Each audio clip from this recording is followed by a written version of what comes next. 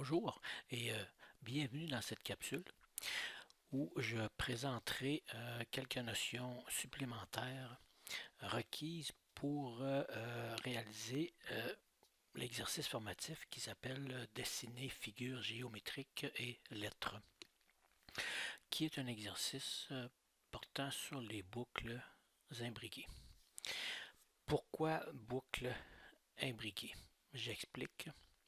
Alors voici l'interface de l'application dont je vous ai fourni le squelette. Je vais avec un exemple. Allons-y avec l'exemple qui est à l'écran. Dans ce cas-ci, c'est un carré qui a été tourné de 45 degrés et qui est plein. Vous l'avez déduit. Alors pour tracer ce carré, il a fallu donc le composant utilisé ici à droite, c'est un listbox. Un listbox, c'est un composant dans lequel on écrit ligne par ligne par ligne. Donc ça, c'est la première boucle. On boucle ligne par ligne. Donc la boucle extérieure va boucler sur les lignes. Et à l'intérieur de chaque ligne, on se pose la question, qu'est-ce que je mets à cet endroit-ci? Là où est ma souris, mon pointeur de souris. Qu'est-ce que je mets à cet endroit-ci? Qu'est-ce que je mets à cet endroit-ci? Qu'est-ce que je mets? Bref, qu'est-ce que je mets dans cette colonne-ci? Cette colonne-ci, cette colonne-ci, cette colonne-ci. Fait qu'au début, je réponds des blancs, des blancs, des blancs, des blancs. Tout le coup, après, je réponds un astérisque. Ensuite, des blancs, des blancs, des blancs, des blancs. Ou des espaces si vous préférez. Tandis que la ligne du milieu, ben là, c'est constamment des étoiles, des astérisques. Okay? Euh, donc, c'est ici qui explique qu'on a besoin d'une boucle imbriquée. Donc, le squelette fourni est le suivant. Donc, le fichier s'appelle figure géo et lettres, squelette. Qu'est-ce qui se passe là-dedans? Ben, en entrée, essentiellement, j'ai tout simplement la taille. Je fixe la taille de mon dessin, entre guillemets.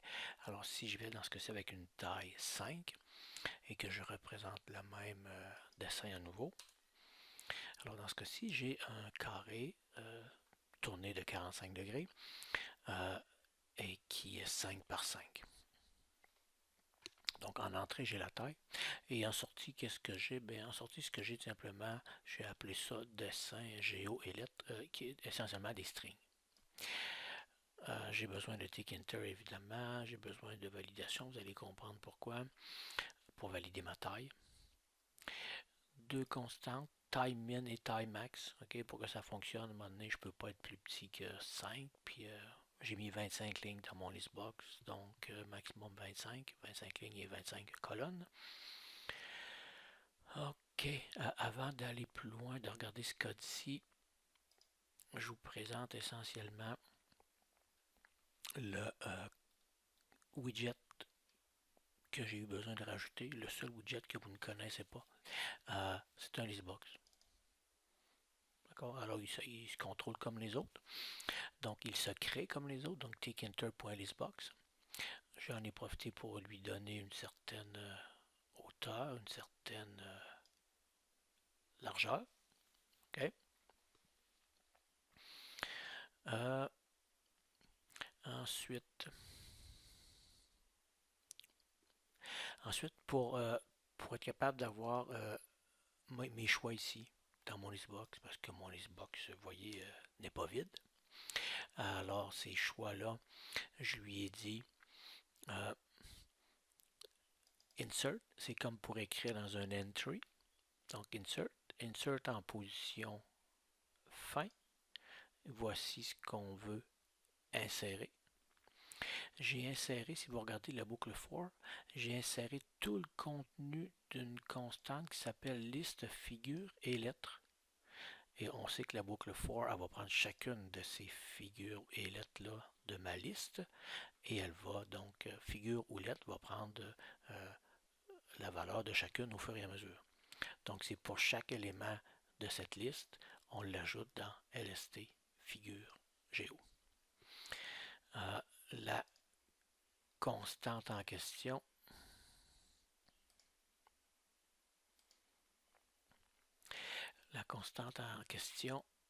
vous voyez, elle est ici.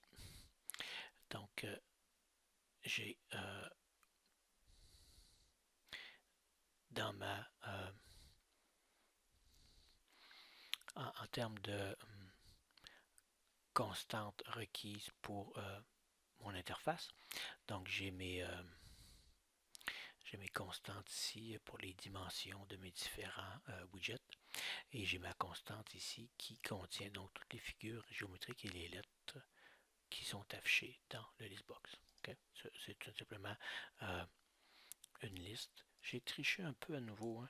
Donc je vous rappelle, comme je l'ai dit dans la capsule précédente, une vraie liste, ok, ça devrait être ceci. Entre crochets et non pas entre parenthèses. La différence est subtile, mais donc entre crochets. J'en profite pour corriger d'autres petites affaires, tiens. Faites des petites erreurs. Ça ici, mes constantes sont déjà là. On avait dit qu'on voulait les définitions en premier, c'est le cas. Ça ici, là.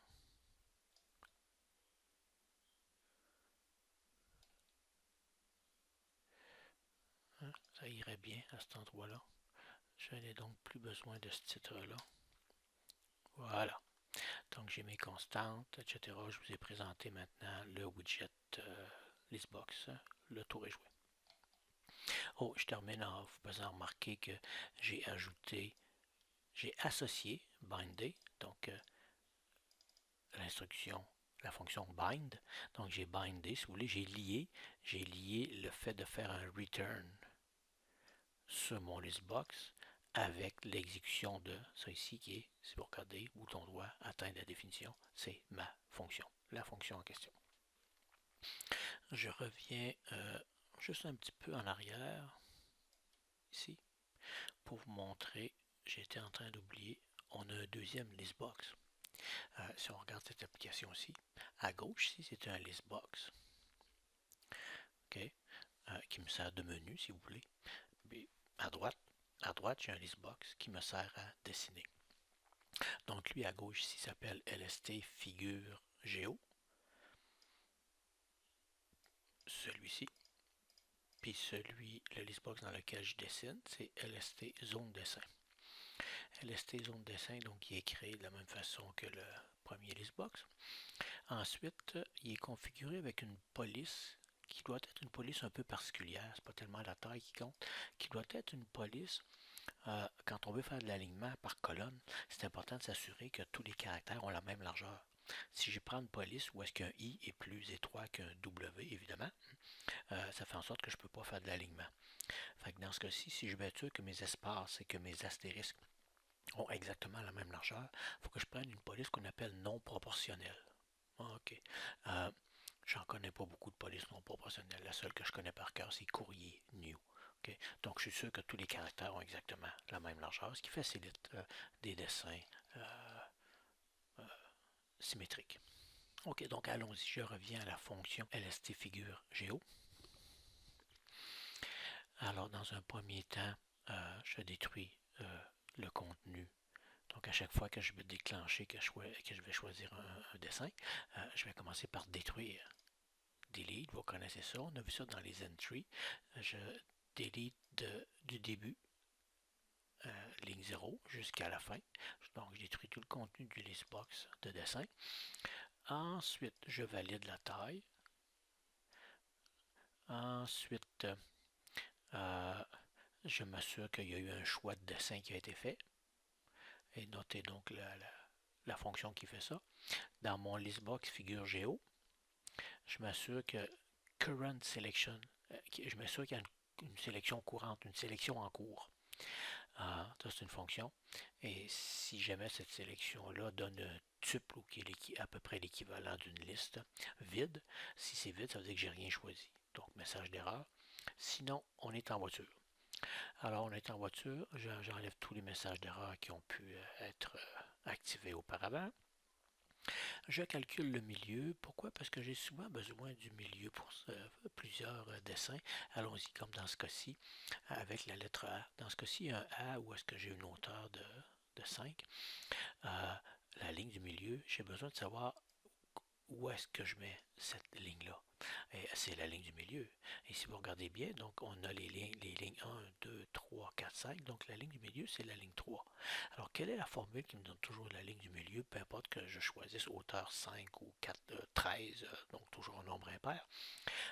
C'est faire plus 1, puis ensuite diviser par 2. Donc, j'ai le milieu, on est en voiture, on est prêt maintenant à tracer. On a une taille qui est légitime, qui est correcte, qui est valide. On a notre milieu, on est en mesure de procéder. L'algo suggéré est le suivant. On procède ligne par ligne. Pour chaque ligne, qu'est-ce qu'on fait? On commence par... L'idée, ce qu'on fait, c'est que à chaque ligne, on utilise une variable de type string qu'on met à vide. Et ensuite, j'avance dans mes colonnes. Et au fur et à mesure que j'avance dans mes colonnes, qu'est-ce que je fais? Je détermine si est-ce que je mets un astérisque ou est-ce que je mets une espace. OK? D'accord? Donc, si on doit mettre un astérisque, on ajoute astérisque à la fin de la ligne. On ajoute, on ajoute, on ajoute. Donc, vous allez voir la fonction qui est requise pour ça. Et sinon, c'est un espace qu'on met. Une fois que j'ai sorti, que j'ai fait toutes mes colonnes, quand la boucle pour chaque colonne est terminée, là, j'écris la ligne en question, puis je retourne en haut. Je recommence à la ligne suivante, ligne vide, je mets mes astérisques, je mets mes espaces, j'affiche la ligne, et ainsi de suite. D'accord? Allons-y maintenant, donc, pour savoir que qu'est-ce qu'on a sélectionné. S'il y a quelque chose de sélectionné dans le listbox LST figure géo, la fonction c'est SelectionGet. Okay, du coup, tu as sélectionné quelque chose, ok, qu'est-ce que tu as sélectionné? Okay, get, je vous rappelle, ça veut dire va chercher. Va chercher la sélection. Si c'est carré, ben là, nous, c'est l'exemple qu'on va faire justement, c'est celui-ci. Dans un premier temps, on va dessiner un carré. Si jamais il n'y a aucune sélection, ben on affiche simplement un message. Pardon, si c'est une sélection qui n'a pas été codée, ben, j'affiche simplement un message qui dit que l'affichage n'est pas encore programmé. Donc, allons-y, on va remplacer ces instructions-ci par le code qu'on veut. OK. Alors, pour chaque ligne, donc ce que je fais, moi, là, que j'applique cet algo-là, pour chacune de mes figures et chacune de mes lettres. OK, donc pour chaque ligne, for ligne, je serais bien fou de l'appeler autrement, c'est une ligne. For ligne in A, et là on va utiliser un range. Range, les lignes, je vous rappelle, je ne sais pas si je l'ai dit, on va travailler avec les numéros de ligne en base 1. D'accord? Donc, ligne 1, 2, 3, 4, 5. Si je fais un dessin 5 par 5, je ne veux pas les lignes 0 à 4. Je ne veux pas les colonnes 0 à 4. Je veux les lignes 1 à 5, puis les colonnes 1 à 5. Donc, avec la fonction range, on peut choisir 1 jusqu'à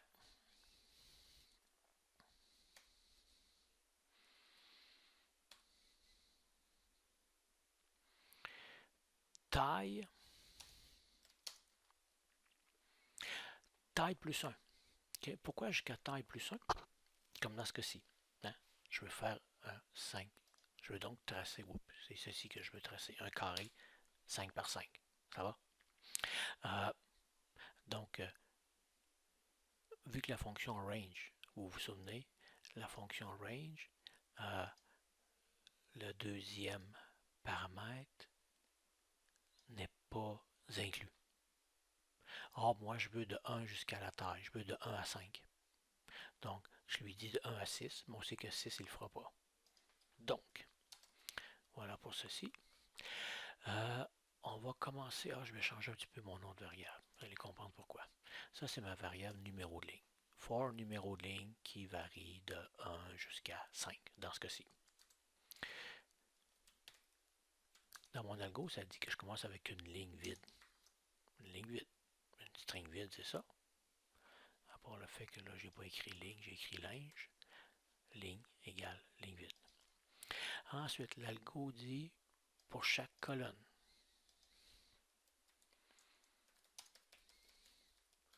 For num colonne in range, le même range que pour mes lignes. J'ai 5 lignes, je veux 5 colonnes, numérotées de 1 jusqu'à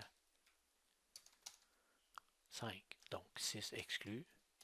Parfait. Qu'est-ce qu'on veut? Qu'est-ce qu'on veut? On se pose la question. Est-ce qu'on doit mettre un astérisque? OK. Est-ce qu'on doit mettre un astérisque? Dans le cas de cette figure géométrique-ci, dans quel cas est-ce qu'on doit mettre un astérisque? Je m'en viens ici avec ce petit outil-là. J'efface ceci. Comme ceci. Je veux faire un carré 5 par 5. Fait que faire un carré, là, c'est oublier le fait que présentement, je fais double interligne, entre guillemets, double espace, vous allez comprendre. Donc, un carré 5 par 5.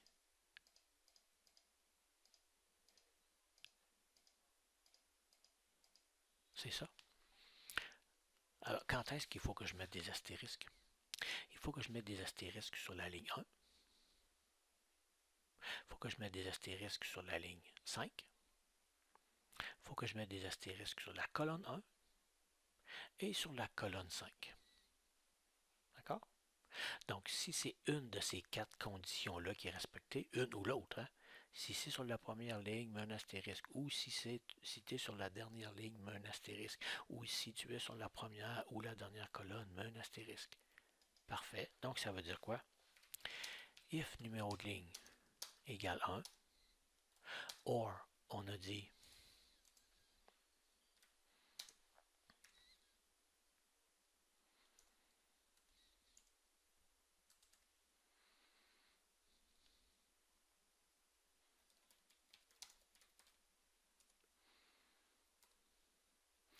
or égale 5, la ligne 5.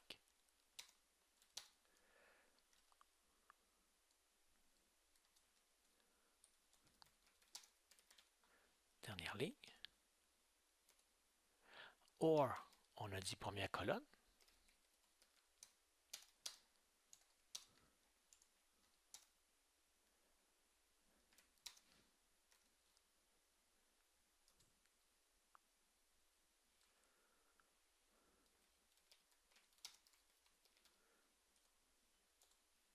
Or, finalement,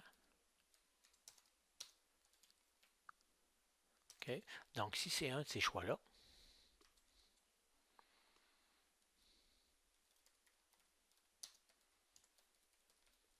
si c'est un de ces choix-là, on dit quoi?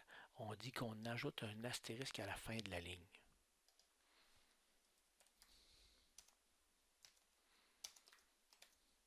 Voilà. Je vous rappelle que ça, c'est l'équivalent de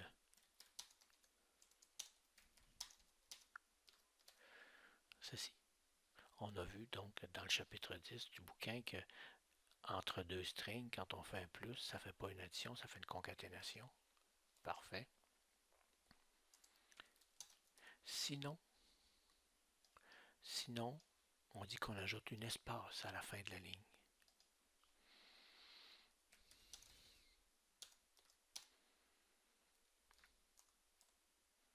Voilà. Ensuite, ça dit que vis-à-vis mon pour ici, c'est-à-dire qu'à la fin de mon pour, à la fin de mes colonnes, quand j'ai fini mes colonnes, ça veut dire que je viens de finir une ligne. Qu'est-ce qu'il faut que je fasse quand j'ai fini une ligne? Ben, que je l'affiche dans mon listbox. Dans listbox zone de dessin,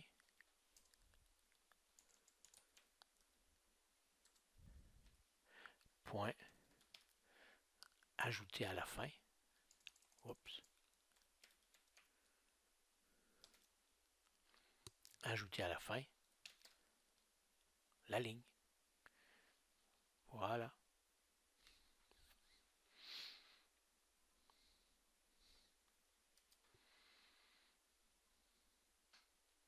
OK, donc ça devrait fonctionner. Non, parce que j'ai un message d'erreur ici. Qu'est-ce que je fais? After line continuation character. OK, il n'accepte pas que je mette des commentaires. OK, c'est pour ça qu'il m'a mis ça en rouge. Unexpected character after line continuation character. OK.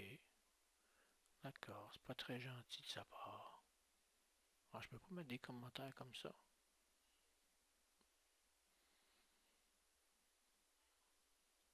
Ben, voyons donc. Ok, alors je vais procéder autrement. Il n'aime pas mes commentaires ici.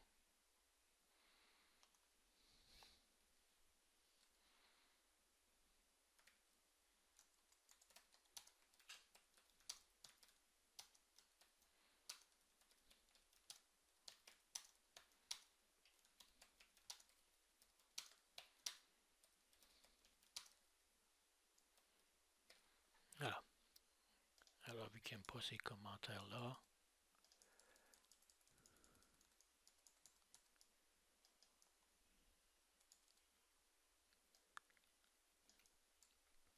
voilà.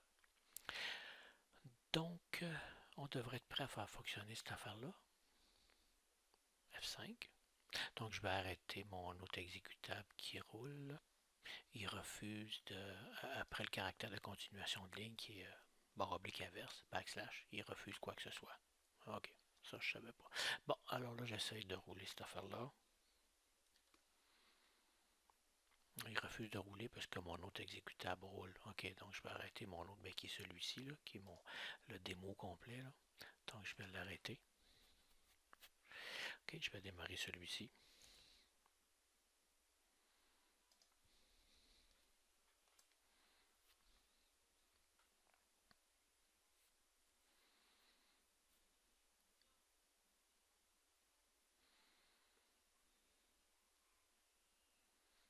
Voilà. Alors si j'essaie vite fait quelque chose qui n'est pas codé, ça me donne le message d'erreur qu'on a prévu. L'affichage de cette figure ou de cette lettre n'est pas encore programmé. Ok, le seul qui est programmé, c'est lui. Ah ben, torieux, ça plante.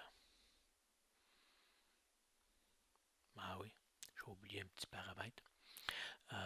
Quand je fais insert, il faut que je dise à quel index j'insère.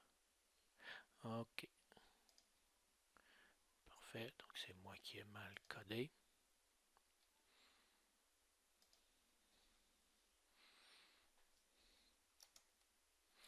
Chaque ligne, je veux qu'elle s'ajoute à la suite, donc à la fin.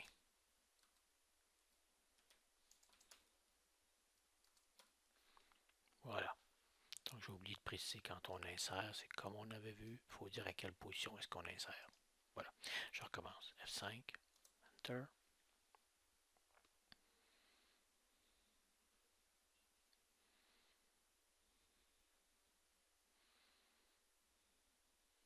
J'ai mon interface, carré, carré 5 par 5, bingo. Hop. Sauf qu'on s'aperçoit que ça donne pas tout à fait un carré 5 par 5. Pourquoi? Parce que même si mes astérisques sont tous la même largeur, et vous voyez que j'ai quelque chose qui est quand même symétrique, sauf que ça ressemble plus d'un rectangle que d'un carré. C'est juste parce que mes lignes sont plus hautes que mes caractères ne sont larges. Donc, qu'est-ce qu'on va faire? Tout simplement, vous voyez que ça donne 5 par 5 par contre. Là, okay? Et si je fais 25, okay? Je remplis en hauteur, mais je ne remplis pas en largeur mon affaire. On va aller corriger ça. Et vous allez comprendre pourquoi ici, j'ai dit, ne vous occupez pas du fait que je fais des double interligne, entre guillemets, double intercolonne si vous voulez. C'est parce que justement, donc à chaque fois, on va faire astérisque espace, astérisque espace. Sans ça, j'obtiens quelque chose qui est plus rectangulaire que carré. Alors, tout simplement, ce qu'on va faire, c'est à chaque fois, au lieu d'ajouter juste astérisque, on va ajouter astérisque espace ou double espace. Voyons voir, déjà, vous allez comprendre très facilement ce que ça fait.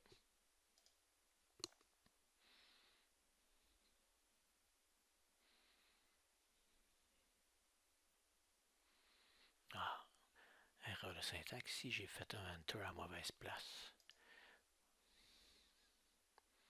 Arrête pas de faire des erreurs de manipulation. Bon, voilà, on finit par l'avoir 2 semaines plus tard.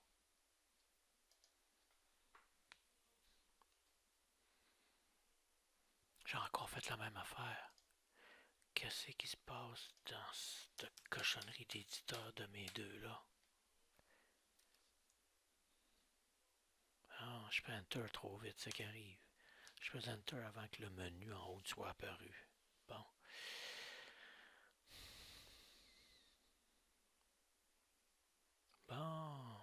3 semaines plus tard. Voilà. On a-tu un carré? Ben oui, ça ressemble pas mal à un carré, cette affaire-là. Parfait. Maintenant, je vais prendre le débogueur pour regarder qu'est-ce qu'on a fait, admirer ce qu'on a fait.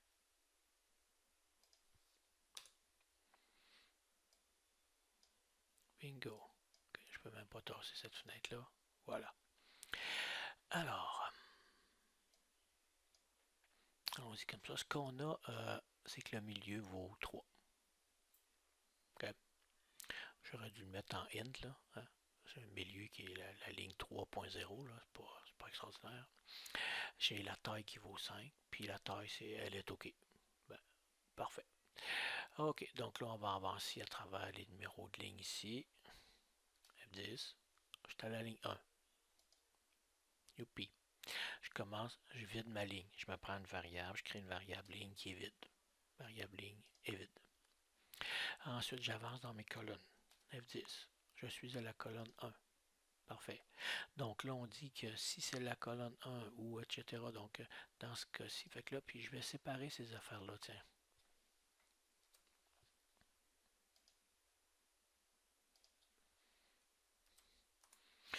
Dans ce cas-ci, c'est parce que je suis sur la ligne 1. C'est pour ça que je vais mettre un astérix. Okay? Mais j'en profite pour mettre mes différents critères dans des, je fais exprès, dans des espions séparés pour que je puisse bien voir ce que je fais.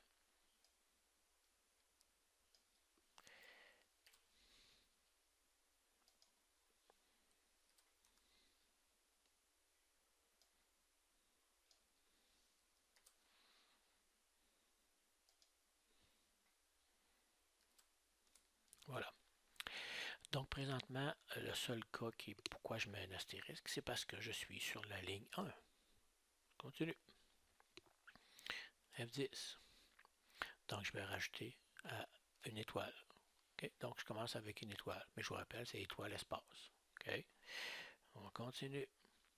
Colonne suivante. Je suis rendu à colonne 2. Vous voyez en haut à gauche. Et là, je suis toujours sur la ligne 1. Okay?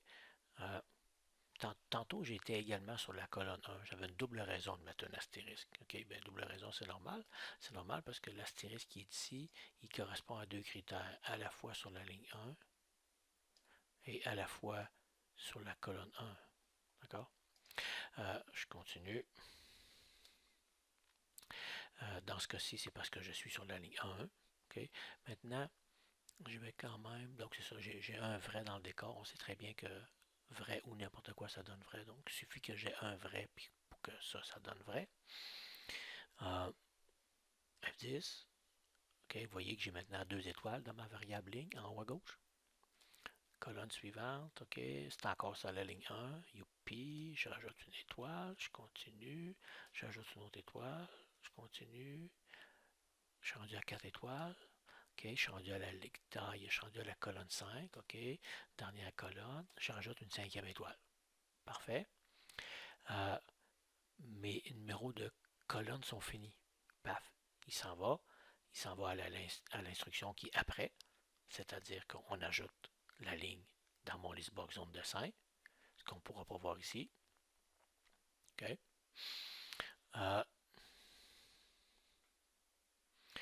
Je continue. Oh, pas ça que je voulais faire. OK. Donc, je continue. Je vais passer à la ligne suivante. Vous voyez que la ligne change de la ligne 2. Ligne 2. Fait que dans ce cas-ci, présentement, j'ai une raison de mettre un astérisque. C'est que je suis sur la colonne. Oh, pardon, c'est pas encore décidé, excusez. J'ai commencé une nouvelle ligne. Oubliez ça, c'est pas encore décidé. J'initialise ma variable ligne. Je viens de la vider. Je peux la vider, je l'ai affiché tantôt. OK. Fait que là, j'avance. Numéro de ligne, OK. Numéro de ligne, pardon.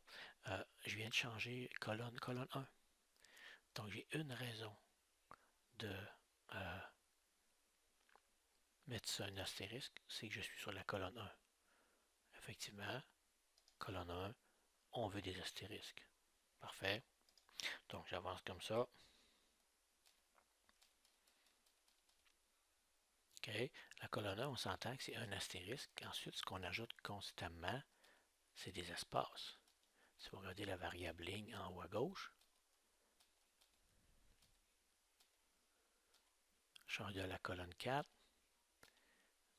J'ai rajouté je vais rajouter mes derniers espaces. OK. Je viens d'ajouter mes derniers espaces. OK. Ah, c'est pas vrai. Dernière colonne, c'est vrai, j'ai oublié, je passais tout droit. Dernière colonne, j'avais ceci qui était vrai. J'étais à la colonne 5. J'ai eu une bonne raison de mettre une étoile. L'étoile qu'on vient de mettre, c'est celle-ci. Ligne 2, colonne 5. Je viens de mettre cette étoile, cet astérisque-ci. OK, et ainsi de suite. On va aller. Donc, on a un carré.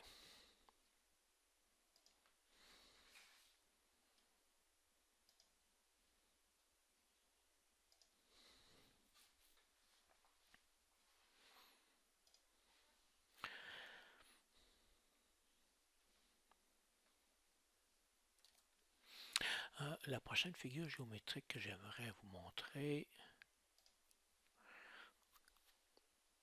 je vais vous l'illustrer avec l'exécutable qui est en C#, qui est l'exécutable que je vous ai fourni. C'est un carré tourné de 45 degrés. Vide. Celui-ci. Mais seulement de taille 5. OK? Alors dans ce cas-ci, ça va prendre un petit truc particulier. Oui, j'ai 5 lignes.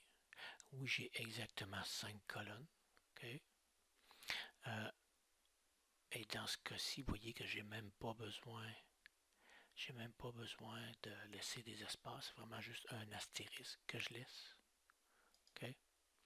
Donc dans ce cas-ci, ça va donner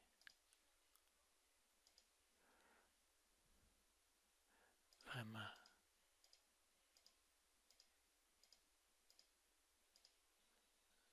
ceci. Ah non, c'est pas tout à fait vrai. Si je fais ça, ce sera pas à nouveau, ce sera pas. Vous voyez qu'il y a le losange, il y a l'air d'un losange plutôt que d'un carré. OK, j'ai compté une blague. À nouveau, je vais avoir besoin de tricher un peu comme ça. D'accord? Pour que ça donne mon carré tourné de 45 degrés. OK, donc on va continuer d'afficher astérisque étoile, astérisque espace ou espace espace pour être sûr qu'on fasse quelque chose de symétrique, de carré. Ben oui, un carré tourné. Voilà. Donc, c'est la figure géométrique que je veux faire. Donc, je m'en viens ici.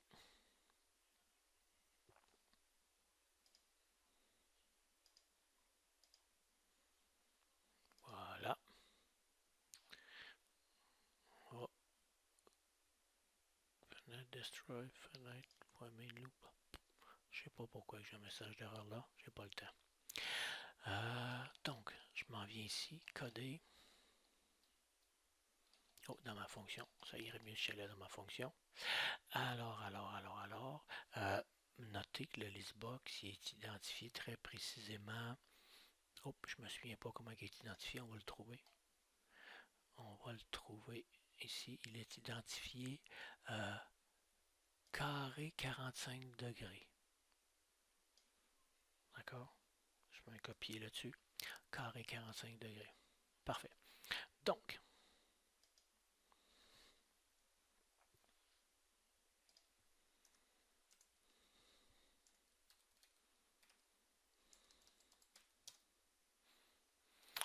je vérifie est-ce que LST figure géo .selection get. OK. Est-ce que ça c'est égal à carré 45 degrés? Si oui, allons-y. Alors là, je vais vous proposer une approche que vous allez pouvoir réutiliser à d'autres places.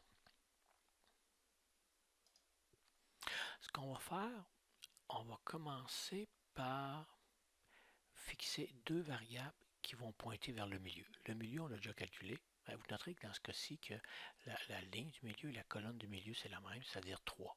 Colonne 1, 2, 1, colonne 1, colonne 2, colonne 3. Parfait. Même chose pour les lignes.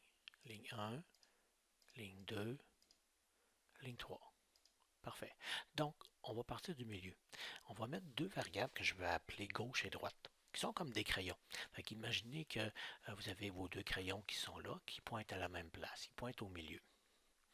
Ensuite, à chaque fois qu'on change de ligne, le crayon de gauche il se tasse vers là, vers la gauche, puis le crayon de droite se tasse vers la droite.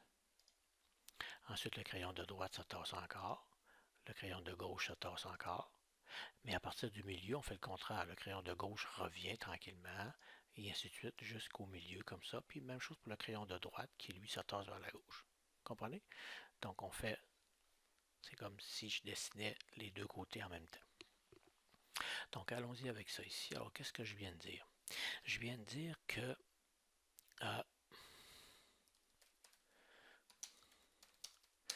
gauche et droite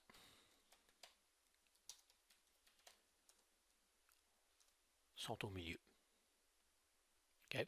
Ça, c'est une initialisation que je fais avant de rentrer dans ma boucle. Là, ensuite, pour chacune de mes lignes, dans mon range 1, plus 1, OK, on se pose, on commence une ligne, donc on vide la ligne. Ensuite, on passe chacune de nos colonnes.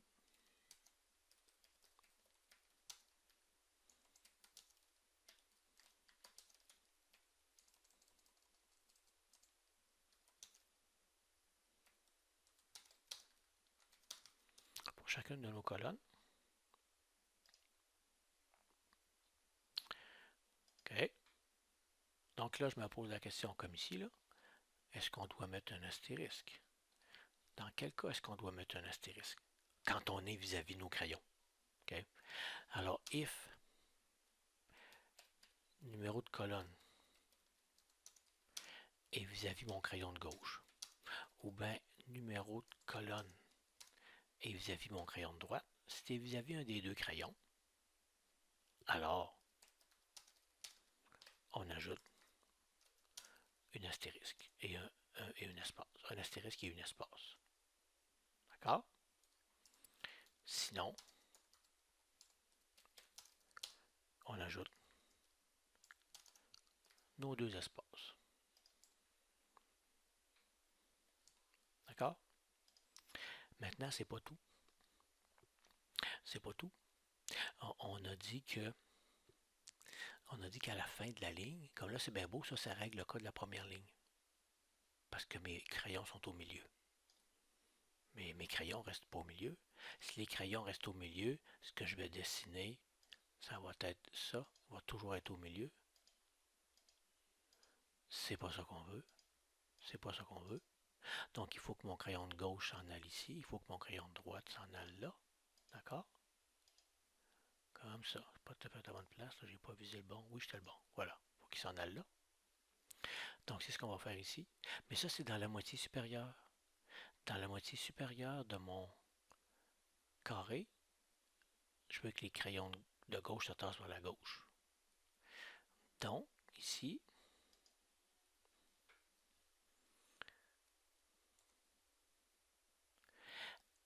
après, en passant, je peux afficher ma ligne présentement, elle est prête là. Hein? Je peux faire mon LST, zone, dessin.insert,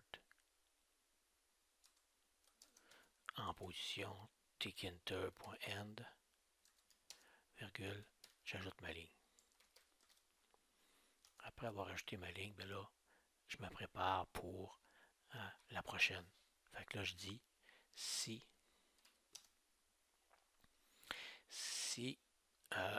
je suis dans la moitié supérieure, donc si je reviens ici, dans quel cas est-ce que mon crayon se tasse vers la gauche? Dans le cas de la ligne 1, il se tasse vers la gauche, il s'en va là. Dans le cas de la ligne 2, il se tasse vers la gauche, il s'en va là. À partir du milieu, il fait le contraire. Donc, tant que je suis plus petit que le milieu, parce que les lignes plus petites que le milieu, ça veut dire en haut du milieu. Donc, tant que mes numéros de ligne plus petits, si le numéro de ligne est plus petit que le milieu, alors qu'est-ce que je fais? Je fais deux choses. Gauche, gauche c'est gauche moins 1, ok? Puis droite, droite plus 1. Sinon, donc si je ne suis pas dans la moitié supérieure, ça veut dire qu'il est le temps que je ramène mes crayons dans l'autre sens. Alors là, je fais le contraire.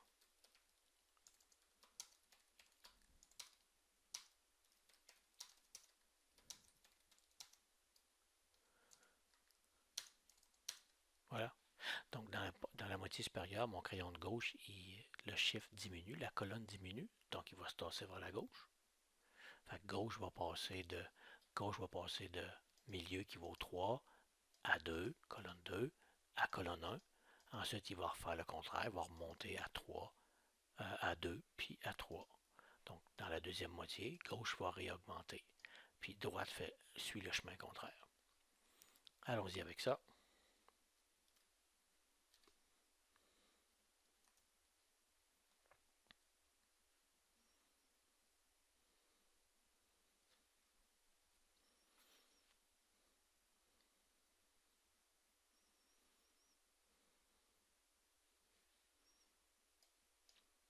Voilà, 45 degrés. Bingo, le tour est joué. Au besoin, faites la trace. Voilà, fait que là, vous avez suffisamment d'infos pour être capable d'avancer là-dedans. Je vous donnerai d'autres indices en temps et lieu. Merci beaucoup de votre écoute attentive.